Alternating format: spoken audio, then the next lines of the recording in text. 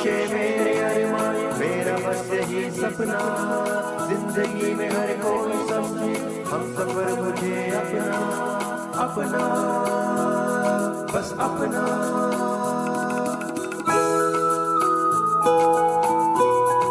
अपना radio 96.9 FM। अपना बस अपना।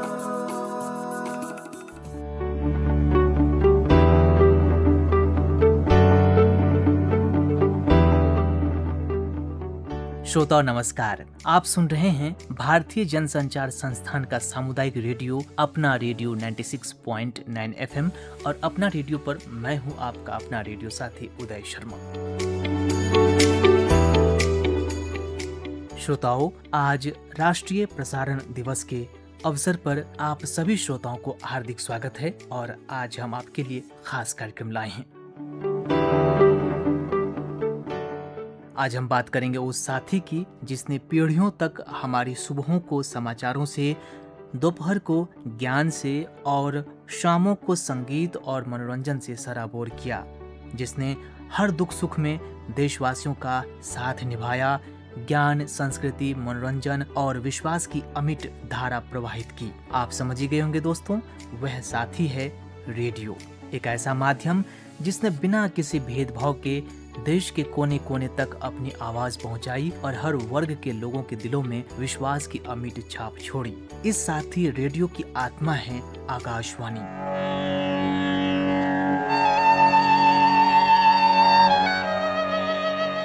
तो आज के इस खास कार्यक्रम में हम आपके लिए लाए हैं विशेष कार्यक्रम रेडियो की बातें, रेडियो की यादें। उजाले उनकी यादों की। श्रोताओं, भारत में रेडियो प्रसारण का इतिहास लगभग एक शताब्दी पुराना है। 23 जुलाई 1927 को मुंबई से संगठित रेडियो प्रसारण की शुरुआत हुई, यानी 23 जुलाई 1927 भारतीय प्रसारण के इतिहास का एक स्वर्णिम दिन है। यह एक ऐसी शुरुआत थी जिसने आगे चलकर देश के जनजीवन को गहराई से प्रभावित किया।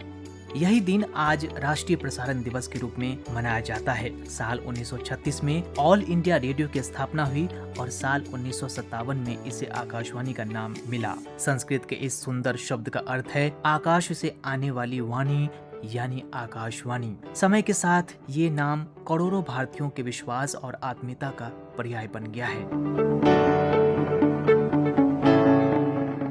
अपने उद्भव काल से लेकर आज तक आकाशवाणी भारत की आवाज बनकर जन जन तक पहुंच रही है। स्वतंत्रता प्राप्ति के बाद जब देश विकास की नई राह पर आगे बढ़ रहा था, तब आकाशवाणी ने राष्ट्र निर्माण में एक सशक्त भूमिका निभाई थी। उस समय न टेलीविजन हर घर में था और न ही इंटरनेट का अस्तित्व था। ऐसे में रेडियो ही वो माध्यम बना जिसने सरकार और जनता के बीच संवाद का मजबूत पुल तैयार किया।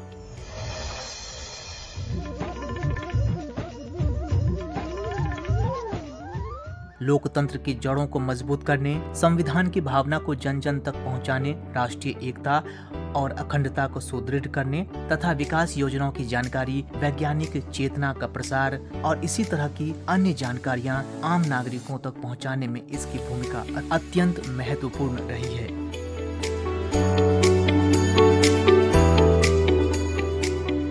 दोस्तों, कृषि प्रधान भारत में किसानों तक उन्नत खेती की तकनीक, मौसम की जानकारी और कृषि विशेषज्ञों की सलाह पहुंचाने में आकाशवाणी ने उल्लेखनीय योगदान दिया है। विद्यार्थियों के लिए शैक्षिक कार्यक्रम, महिलाओं के लिए स्वास्थ्य और स्वावलंबन से जुड़े प्रसारण, युवाओं के लिए करियर मार्गदर्शन तथा समाज में जागरूकता फैलाने वाले कार्यक्रमों ने देश के विकास को नई दिशा दी। राष्ट्रीय एकता और सामाजिक सद्भाव को मजबूत करने में भी आकाशवाणी की भूमिका अविस्मरणीय रही है। भारत की विविध भाषाओं, बोलियों, लोकगीतों, लोक कलाओं और सांस्कृतिक परंपराओं को संरक्षित और प्रसारित करके इसने विविधता में एकता की भावना को सुदृढ़ किया। देश के दूर दराज क्षेत्रों की संस्कृति को राष्ट्रीय पहचान दिलाने का श्रेय भी काफी हद तक आकाशवाणी को जाता है।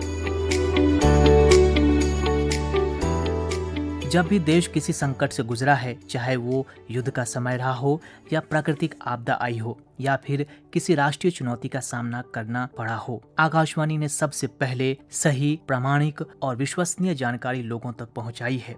यही कारण है कि रेडियो को केवल सूचना का माध्यम नहीं बल्कि भरोसे की आवाज कहा जाता है। दोस्तों, रेडियो की सबसे बड़ी ताकत उसका लोगों से भावनात्मक जुड़ाव है। एक समय था जब शाम ढलते ही परिवार रेडियो के इर्द गिर्द बैठ जाता था। समाचार सुनना, विविध भारती के गीतों का इंतजार करना, हवा महल के नाटक, युवाणी के कार्यक्रम, भक्ति संगीत और क्रिकेट की रोमांचक कमेंट्री सुनना रोजमर्रा के जीवन शैली का हिस्सा था। रेडियो एक यंत्र नहीं बल्कि परिवार का सदस्य बन चुका था। आज तकनीक के इस डिजिटल युग में भी रेडियो की प्रासंगिकता बनी हुई है। एफएम चैनलों ने युवाओं को जोड़ा है, सामुदायिक रेडियो स्थानीय मुद्दों को आवाज दे रहे हैं और आकाशवाणी डिजिटल माध्यमों के जरिए देश दुनिया के श्रोताओं तक पहुंच रही है। बदलते समय के साथ स्वरूप बदला है, लेकिन भरोसा आज भी वही है। सोने सा रंग लेके निकली है आसमां से एक नदी, किरणों की लफ्जों में सांस खोलते ढलते पिघलते सुर है बनते गीत, सुरीले गीत। आ साथ मेरे चल चल बादलों में चल ढूंढने गीतों की धुन, भर के उड़ाने आसमानों में। FM Gold 100.7 कैरेट खरा सोना, खरा सोना। दोस्तों, आकाशवाणी के इतिहास की बात करें तो साल 1927 में देश का पहला रेडियो प्रसारण बॉम्बे स्टेशन से एक निजी कंपनी इंडियन ब्रॉडकास्टिंग कंपनी के तहत प्रसारित हुआ था। 8 जून 1936 को भारतीय राज्य प्रसारण सेवा यानी ICA का नाम बदलकर अखिल भारतीय रेडियो AIR यानी ऑल इंडिया रेडियो कर दिया गया। केंद्रीय समाचार संगठन CNO अगस्त 1937 में अस्तित्व में आया था। उसी साल AIR संचार विभाग के अधीन आ गया और 4 वर्ष बाद सूचना एवं प्रसारण विभाग के अधीन आ गया। CNO को 2 विभागों में बांट दिया गया, समाचार सेवा प्रभाग यानी NSD और बाह्य सेवा प्रभाग ESD। साल 1956 में राष्ट्रीय प्रसारक का नाम आकाशवाणी रख दिया गया। विविध भारती सेवा साल 1957 में शुरू की गई, जिसमें लोकप्रिय फिल्म संगीत मुख्य घटक था।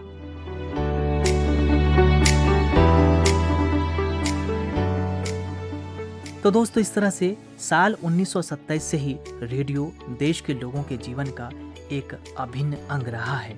आकाशवाणी अपने आदर्श वाक्य बहुजन हिताय बहुजन सुखाय को सार्थक करते हुए जनता को सूचना, शिक्षा और मनोरंजन प्रदान करता आ रहा है। और दोस्तों, क्योंकि आज के दिन यानी 23 जुलाई 1927 को भारत में संगठित रेडियो प्रसारण की शुरुआत हुई थी, इसी कारण हर साल राष्ट्रीय प्रसारण दिवस आज के दिन मनाया जाता है।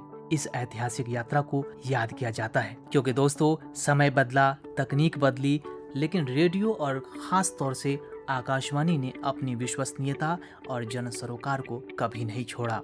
राष्ट्र निर्माण में आकाशवाणी की भूमिका अत्यंत महत्वपूर्ण रही है। स्वतंत्रता के बाद देश में लोकतांत्रिक मूल्यों को मजबूत करने, सरकारी योजनाओं की जानकारी जन जन तक पहुंचाने, आपदाओं के समय सही और त्वरित सूचना देने तथा सामाजिक समरसता बनाए रखने में इसकी भूमिका उल्लेखनीय है। युद्धकाल हो, प्राकृतिक आपदा हो या फिर महामारी का समय, आकाशवाणी ने सदैव जिम्मेदार और भरोसेमंद सूचना माध्यम के रूप में अपनी पहचान आज तक बनाए रखी है। आज भारत का प्रसार भारती विश्व के महानतम प्रसारण संस्थाओं में से एक है। यह भारत की 99.19% जनसंख्या और 92% क्षेत्रफल को कवर करता है। इसके पूरे भारत में 470 प्रसारण केंद्र है। यह 23 भाषाओं और 179 बोलियों में अलग अलग कार्यक्रमों का प्रसारण करता है। FM के साथ साथ ये मीडियम वेव और शॉर्ट वेव फ्रीक्वेंसी माध्यम से 150 देशों तक अपनी पहुंच रखता है। प्रसार भारती का अपना एक ऐप भी है जिसका नाम है न्यूज ऑन AIR। इस पर इंटरनेट के माध्यम से आकाशवाणी के सभी चैनलों को सुन सकते हैं।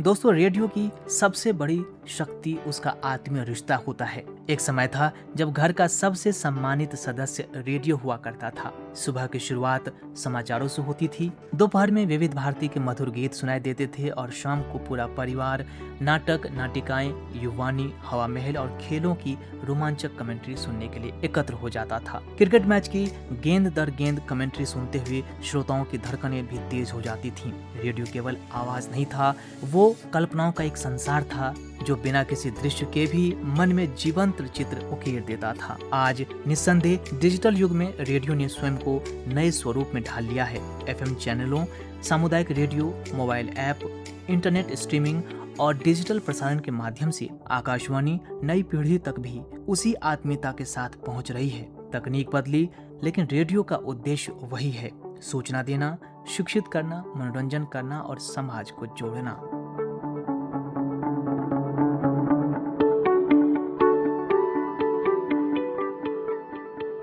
तो दोस्तों, इस खास दिवस पर आज हम सभी अपना रेडियो पर मना रहे हैं राष्ट्रीय प्रसारण दिवस। जैसा कि हम सभी जानते हैं कि यह हमारे देश में एक खास दिवस होता है और खासकर रेडियो प्रेमियों के लिए। हम सब की रेडियो के साथ कुछ न कुछ यादें हैं और कुछ न कुछ बातें, कुछ न कुछ किस्से जरूर रेडियो से जुड़े हुए हैं। तो आज इसी पर बातचीत करेंगे एक कवि, गजलकार, मशहूर कमेंटेटर, प्रसारण कर्मी और आकाशवाणी में उप महानिदेशक के रूप में कार्य कर चुके श्री लक्ष्मी शंकर वाजपेयी जी से। इस नाम से आप सभी वाकिफ होंगे, आप सभी परिचित होंगे। तो आज उन्हीं के जुबानी जानेंगे रेडियो की बातें, रेडियो की यादें।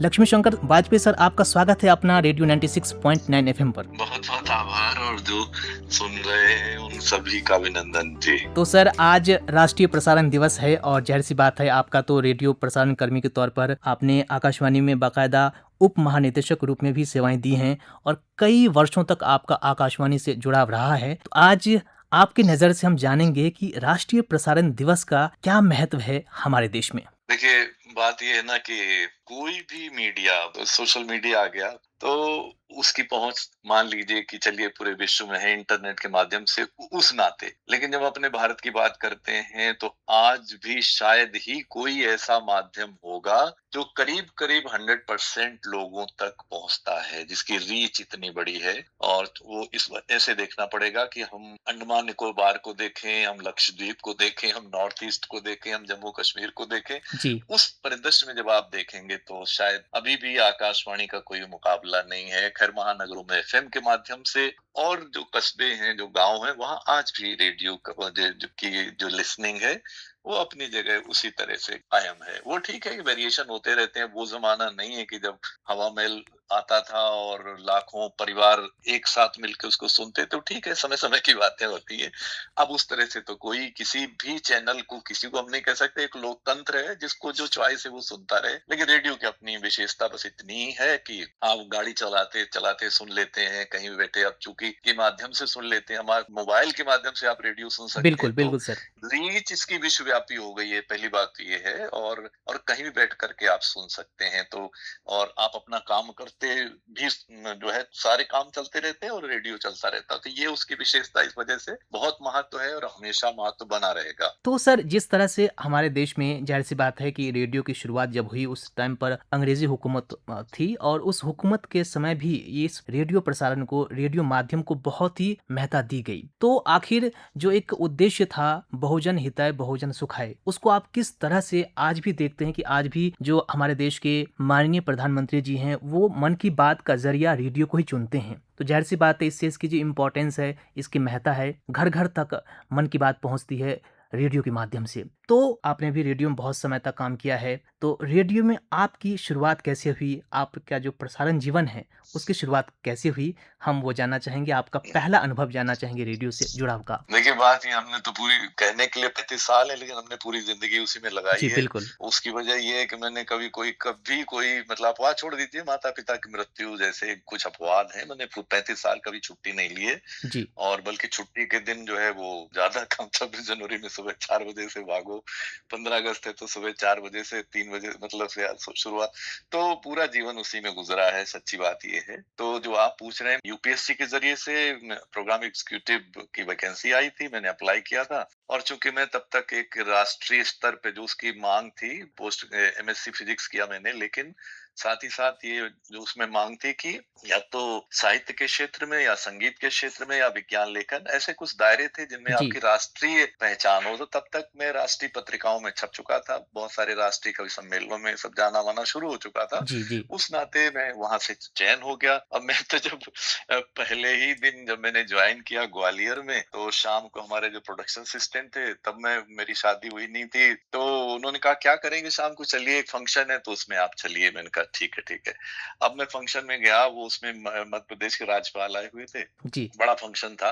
अब उसके बाद पता चला कोई मुझे कोसते हुए, वही सर जो ले गए थे वो कोस, अरे आप यहाँ कहाँ बैठे, और राज्यपाल महोदय और वो माधवराव सिंधिया जी थे, सब थे, पुलिस, वो लोग आपको याद कर रहे हैं। तो भैया मैं गया उनके पास, तो हमारा तो पहले ही दिन इतनी वीआईपी लोगों जी, के जी। बीच में बीता, और मैं होटल में था, तो पता चला स्टेट बैंक के चीफ जनरल मैनेजर जो है वो मिलना चाहते हैं, अपॉइंटमेंट मांग रहे हैं। तो मैंने कहा हाँ भाई आप कल सुबह आ जाइए। तो कहने का मतलब ये कि वो शुरू से इतना सम्मान, ये मैं अपने लिए नहीं बता रहा हूँ, ये बता रहा हूँ कि रेडियो का जी, जी। कितना रेडियो और आवाज़। जी। और और कितनी इम्पोर्टेंस थी बाद में। तो वो तो पूरा जीवन जिस तरह गुजरा, आप देखिए हमारे खयाम साहब, मैं उनको जाता हूँ 31 दिसंबर के सिलसिले में नए साल के वाइट लेने, उनके छोटा सा एक साक्षात्कार लेने, हुँ।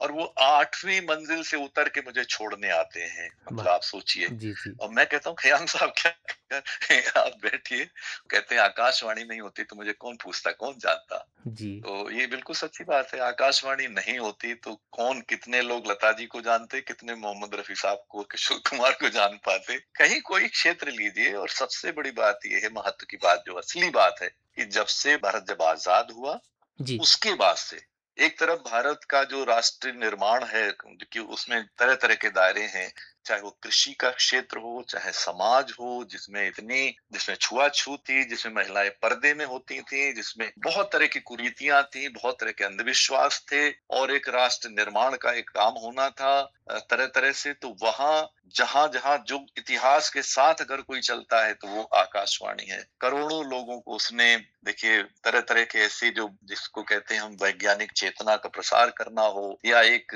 एक देश बनाना हो, राष्ट्रीय एकता को मजबूत करना हो, जी, बहुत तरह के जी, जी। पहले शैक्षिक प्रसारण होता था, हमारी आज की युवा पीढ़ी तो जानेगी भी नहीं, मतलब स्कूलों में, जी। और वो ट्रांजिस्टर होता था, बिल्कुल, और बिल्कुल। उसमें बड़े बड़े दिग्गज लोगों के पाठ होते थे, वो ट्रांजिस्टर खरीद के देती थी, सरकार देती थी, और वहां पे क्लासरूम में, ताकि उनको क्वालिटी एजुकेशन मिल सके। तो ये बहुत वर्षों तक ये सिलसिला चला, हमारे यूनिट होते थे शैक्षिक प्रसारण के। तो शिक्षा हो कोई हो नहीं, आप सोचिए, जब परिवार, आज तो आपको सारी चीजें बड़ी सामान्य लगेंगी, जब परिवार नियोजन वाले जाते थे तब फैमिली प्लानिंग कहलाती थी ये, और जब वो वर्कर गाँव में जाते तो उनकी कई जगह पिटाई की नौबत आ जाती थी, जी। तुम कौन लोग हो।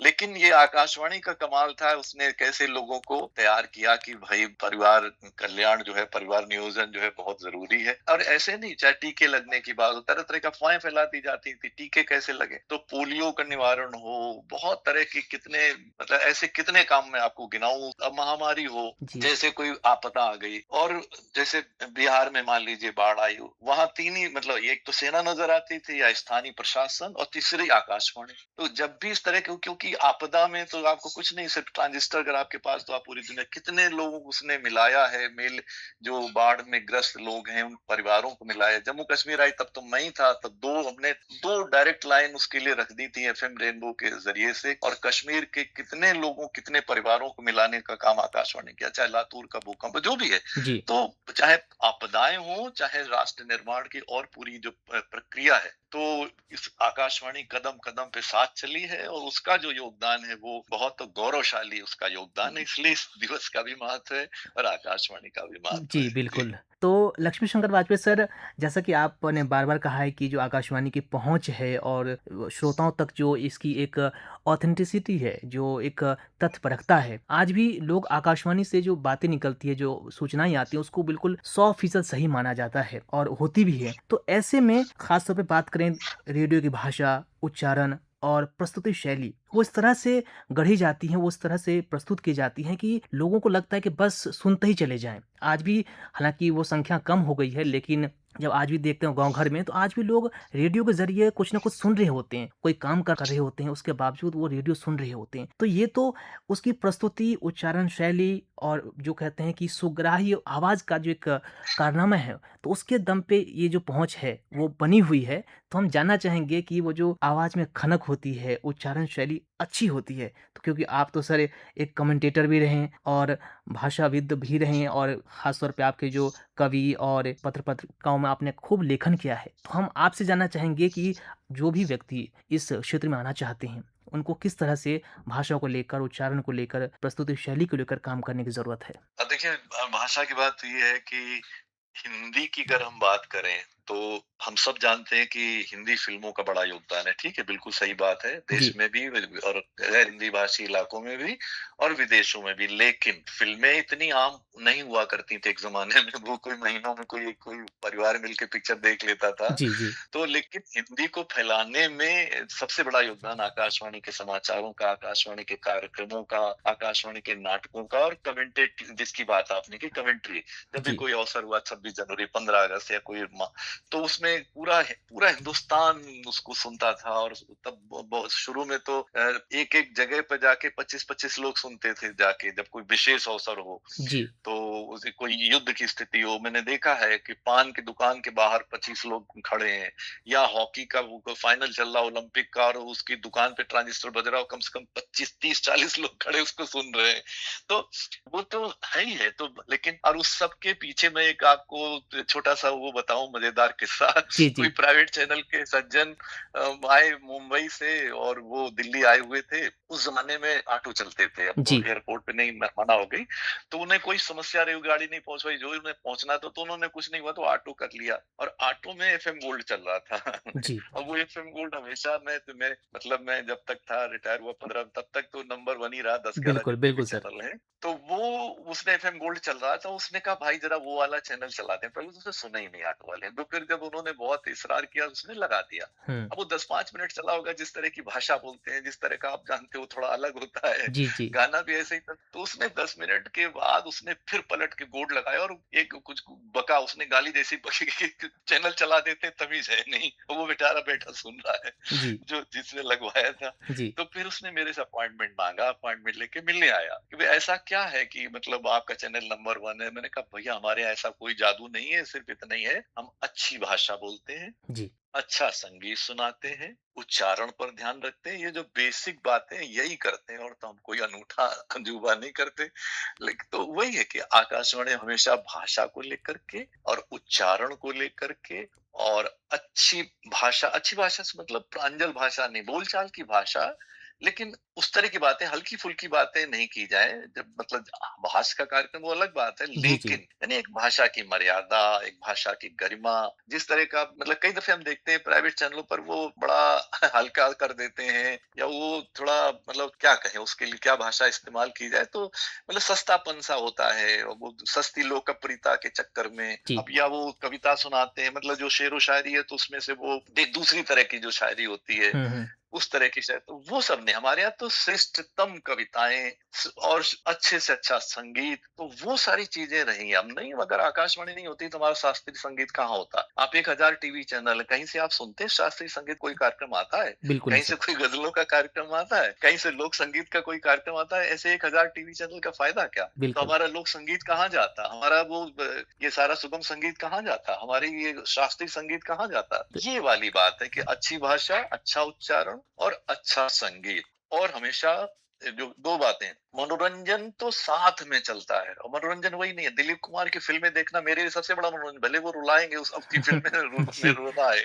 ठीक है। और एक फिल्म बनी थी जिसमें सारे कॉमेडियन थे, फ्लॉप हो गई, बुरी तरह फ्लॉप हो गई, हुँ, मतलब नाम भी नहीं कोई जानता होगा। तो कहने का मतलब ये कि कंटेंट क्या है और उसमें उसके सरोकार क्या है, क्या जो एंकर है वो क्या कह रहा है, उस पर सारा दारोमदार होता है। यही हम हमारे यहाँ बैचेज आते रहते थे, हर करीब करीब हर दिन किसी इंस्टीट्यूट के कहीं से दूर दराज से पूरे देश भर से आते थे। और जाहिर उनसे जब संवाद होता तो मैं यही कहता था भई कि जब आप जैसे ही आप रेडियो में एंकर बन जाते हो, उद्घोषक बन जाते हो, जी, आप खाली उद्घोषक या एंकर नहीं रह जाते हैं। उस समय आपके पास आप एक बहुत अच्छे दोस्त होते हैं लोगों के, एक बहुत अच्छे जैसे उनके परिवार के एक अंग बन जाते हैं। आप एक सामाजिक कार्यकर्ता बन जाते हैं। आपको नजर रखनी पड़ती है हर तरफ, और कैसे आप अपने एंकरिंग के जरिए से लोगों का जीवन बेहतर बनाएं, उनको अच्छी हौसला देने वाली, इंस्पायर करने वाली कहानियां सुनाएं और उनकी मदद करें। मदद कैसे करें कि आप देखिए कि भाई इनकम टैक्स की डेट आ रही है, फला आ रही है, या कोई छोटी मोटी बीमारी है, छोटी सावधानियां, मौसम बदल रहा है, सो ऑन। मतलब वो एक एंकर जो है वो आपकी जिंदगी से जुड़ जाता है, और यही वजह है कि किसी एक एंकर के इतनी लोकप्रियता होती, इतनी लोकप्रियता होती, वो वहीं से आती है कि वो अच्छी भाषा में, अच्छी आवाज में और बहुत सारी अच्छी अच्छी बातें करता है, लोगों के जीवन से जो जुड़ती हैं। तो जी। यही एक जादू है जो किसी में होना चाहिए। बिल्कुल सर। तो सर ये आज की सच्चाई भी ये है कि आज जिस तरह से टेक्नोलॉजी बदल रही है और समय की ज़रूरत के हिसाब से आकाशवाणी भी नए-नए स्वरूप में, नए रूपों में आज आकाशवाणी भी ऑनलाइन है। तो इसे आप कैसे देखते हैं और कितना ज़रूरी है जो नए ज़माने के साथ आकाशवाणी ने अपना ये आगाज़ किया है, वो कितना ज़रूरी है लोगों से जुड़ने के लिए? नहीं, देखिए अब वो तो देखिए रिवॉल्यूशन है, क्रांति है। अब देखिए मैं ग्वालियर, मेरी पहली पोस्टिंग थी। जी, अब मेरा दायरा क्या था भाई, ग्वालियर, भिंड, मुरैना, दतिया, शिवपुरी, ऐसे तरह 5-6 जिले थे। उससे आगे तो हम नहीं जा सकते। ठीक है कि बिल्कुल। कुछ प्रसारण दूर दूर सुनाई देते थे, लेकिन हमारा एक दायरा था। लेकिन आज आप आकाशवाणी में अमेरिका में बैठे बैठे आकाशवाणी ग्वालियर सुन सकता हूँ। जी, तो ये जो चमत्कार हुआ है, और आकाशवाणी ने हमेशा नई नई टेक्नोलॉजी को साथ लिया है। जैसे कि पहले देखिए, पहले के जमाने में क्या था, वन वे ट्रैफिक था। आपने एक चिट्ठी लिख दी बिल्कुल। आकाशवाणी में, जी सर। अब वो चिट्ठी आपकी शामिल हुई नहीं हुई, जाहिर है कि हजारों चिट्ठियां आती थी, लेकिन कार्यक्रम की अपनी सीमा, उसमें कितनी आप शामिल कर लोगे, 100 शामिल कर लोगे, बाकी तो नहीं, शामिल भी नहीं हो पाती थी। बोरे भर भर के डाक आती थी, आप सोचिए। वाह! तो मन की बात जब हमने शुरू किया था, हमें तो पूरा एक हॉल लेना पड़ा एक अलग से, जिसमें चिट्ठियां रखी जाती जी, थी, लोग उनको पूरा दर्ज किया जाता था। उसके लिए हमें एमबीए के वो लगाने पड़ गए अलग से।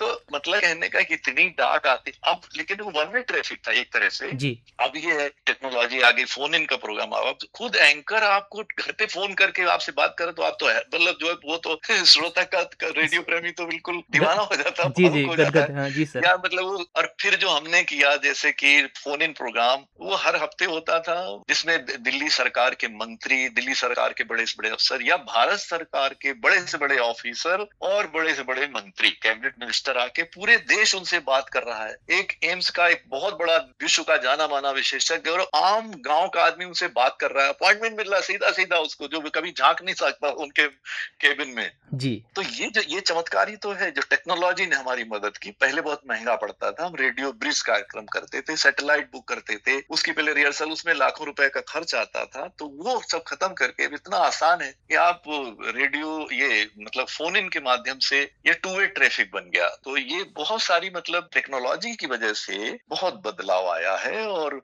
अब पूरी दुनिया से एक जो है में प्रोग्राम सुना जा सकता है। तो और आकाशवाणी ने हमेशा टेक्नोलॉजी को, नई से नई टेक्नोलॉजी को साथ लिया है। तो एफएम अपने आप में क्या है भाई, रेडियो जब से टेलीविजन आया, दूरदर्शन आया, तो रेडियो की लिसनिंग तो नेचुरली बहुत वो हो गई थी, थोड़े कमजोर पड़ गई थी। लेकिन जैसे एफएम आया और एफएम को अपना, देखिए सारा परिदृश्य बदल गया। जब मैं मैं अपने जमाने की बात करता हूँ जी, जी, कि हमारे एफएम गोल्ड पे ये सोनी टीवी के विज्ञापन और इनके जो सीरियल विरियल आते हैं उनके विज्ञापन, सोनी टीवी के, फला टीवी के, फला टीवी, वो हमारे चैनल पे आते थे, एफएम पे आते। तो आप सोचिए उसकी ताकत सोचिए, और उसकी रीच सोचिए, और उसका इम्पोर्टेंस सोचिए आप। जी। ये बात। तो वाक़ई दोस्तों, आज भी आकाशवाणी ने सांस्कृतिक धरोहर को सहेजने में अपना योगदान दिया है और आज भी चाहे टेक्नोलॉजी ही सही, लेकिन इसके सहारे तमाम तरह का जो माध्यम है, सूचना के माध्यम है, उन माध्यमों में आज भी सबसे जो प्रथम स्थान पे वो आकाशवाणी का नंबर आता है और देश को जोड़ने में, पूरी दुनिया में भारत का संदेश पहुँचाने में आकाशवाणी सबसे अग्रणी है। एक ये बात मैं अपनी तरफ से जरूर जोड़ना चाहूंगा उदय जी, जी, कि पूरे देश को जी, बहुत सारी, जिन्होंने पूरे दुनिया में अपने भारत का गौरव बढ़ाया है, ऐसे कितने लेखक, कितने संगीतकार जी। आकाशवाणी में दिए हैं। उन लिस्ट गिनाना शुरू करूंगा तो बिल्कुल सर। उनमें Nobel prize winner Neeraj Chaudhary भी हैं, और बड़े से बड़े साहित्यकार आप नाम लीजिए जो जो है, और उनको स्ट्रगल में कितने आज भी उस फिल्म इंडस्ट्री में बड़े से बड़े दिग्गज हैं, जिनकी शुरुआत कहीं ना कहीं युवाणी से हुई है। या रेडियो से हुई है, रेडियो सर। नाटकों से हुई है। अभी मैं ताजा एक फिल्म देखने गया था, हमारे दिल्ली स्टेशन के ड्रामा आर्टिस्ट थे, उसमें 4 मेल कैरेक्टर्स थे।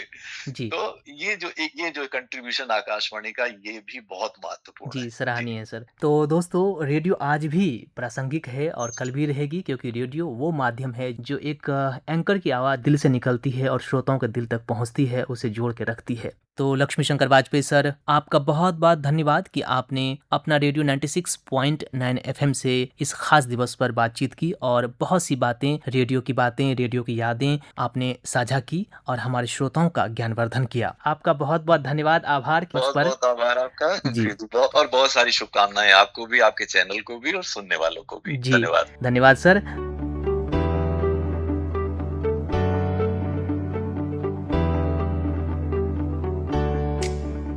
दोस्तों, आज हम सभी अपना रेडियो पर मना रहे हैं राष्ट्रीय प्रसारण दिवस। जैसा कि हम सभी जानते हैं कि यह हमारे देश में एक खास दिवस होता है और खासकर रेडियो प्रेमियों के लिए। हम सब की रेडियो के साथ कुछ न कुछ यादें हैं और कुछ न कुछ बातें, कुछ न कुछ किस्से जरूर रेडियो से जुड़े हुए हैं। आज भी आकाशवाणी पर जनता का भरोसा उसकी निष्पक्षता, विश्वसनीयता और सरल भाषा के कारण बना है। आज भी आकाशवाणी के विभिन्न चैनलों पर जो कार्यक्रम प्रसारित किए जाते हैं वो सबसे अधिक सुने जाते हैं। लोग आज भी आकाशवाणी के कार्यक्रमों का बेसब्री से इंतजार करते हैं। इस डिजिटल युग में भी आकाशवाणी के डिजिटल प्लेटफॉर्म इस विरासत को नई ऊर्जा के साथ आगे बढ़ा रहे हैं। आधुनिक तकनीक के बावजूद आकाशवाणी की सहजता, कम लागत, व्यापक पहुंच और विश्वसनीयता उसे आज भी प्रासंगिक बनाए हुए है। तो दोस्तों, राष्ट्रीय प्रसारण दिवस हमें यह याद दिलाता है कि रेडियो केवल एक संचार माध्यम नहीं है, बल्कि भारत की सांस्कृतिक विरासत, सामाजिक चेतना और लोकतांत्रिक मूल्यों का एक सशक्त वाहक है। आकाशवाणी ने अपनी आवाज से देश को जोड़ा है, लोगों का विश्वास जीता है और राष्ट्र निर्माण की प्रक्रिया में अमूल्य योगदान दिया है। रेडियो की यह मधुर ध्वनि आने वाली पीढ़ियों को भी प्रेरित करती रहेगी कि सच्ची सूचना, संस्कृति और संवेदना का कोई विकल्प नहीं होता है। राष्ट्रीय प्रसारण दिवस हमें यह संदेश देता है कि सशक्त राष्ट्र निर्माण के लिए विश्वसनीय संवाद, जागरूक नागरिक और सांस्कृतिक चेतना अत्यंत आवश्यक है। आकाशवाणी ने इन तीनों क्षेत्रों में अपनी महत्वपूर्ण भूमिका निभाई है। उसने केवल समाचार नहीं सुनाए हैं, बल्कि समाज को दिशा दी है, लोगों को जोड़ा है और राष्ट्र की प्रगति की कहानी को घर घर तक पहुंचाया है। आज राष्ट्रीय प्रसारण दिवस हमें उस समृद्ध विरासत को याद करने का अवसर देता है जिसने भारत की आवाज को हर गांव, हर कस्बे और हर शहर तक पहुंचाया है। आकाशवाणी ने केवल समाचार नहीं सुनाए हैं, बल्कि आशा जगाई है, संस्कार दिए हैं, संस्कृति को सहेजा है और राष्ट्र निर्माण की यात्रा में हर नागरिक को सहभागी बनाया है। आज भी हमारे देश के माननीय प्रधानमंत्री श्री नरेंद्र मोदी जी द्वारा खास कार्यक्रम मन की बात प्रसारित किया जाता है, जो लोगों के दिलों को छूता है और देश के कोने कोने में सुना जाता है। आज भी आकाशवाणी केवल एक माध्यम नहीं है, बल्कि करोड़ों भारतीयों की स्मृतियों, भावनाओं और विश्वास का अभिन्न हिस्सा बना हुआ है। तो दोस्तों, आइए इस राष्ट्रीय प्रसारण दिवस पर हम रेडियो और आकाशवाणी की उस अमूल्य विरासत को नमन करें, उसे सराहें जिसने अपनी मधुर वाणी से भारत की विविधता को एकता के सूत्र में पिरोया है और जन जन तक विश्वास का संदेश पहुंचाया है। हम उम्मीद करते हैं कि आने वाले दिनों में भी आकाशवाणी यूं ही निरंतर प्रगति करती रहे और लोगों के दिलों में सदैव बनी रहे। आप सभी को राष्ट्रीय प्रसारण दिवस की हार्दिक बधाई और शुभकामनाएं। और इसी के साथ अब इस खास कार्यक्रम रेडियो की बातें, रेडियो की यादों को अब यहीं संपन्न करते हैं। मुझे यानी अपने रेडियो साथी उदय शर्मा को दीजिए अनुमति। नमस्कार, सुनते रहिए अपना रेडियो 96.9 FM।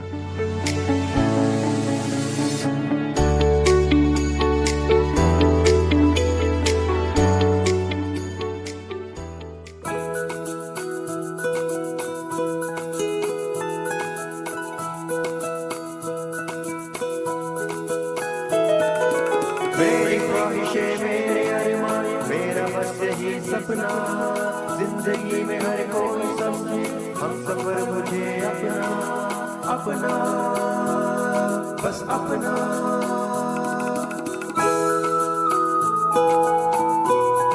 अपना रेडियो 96.9 FM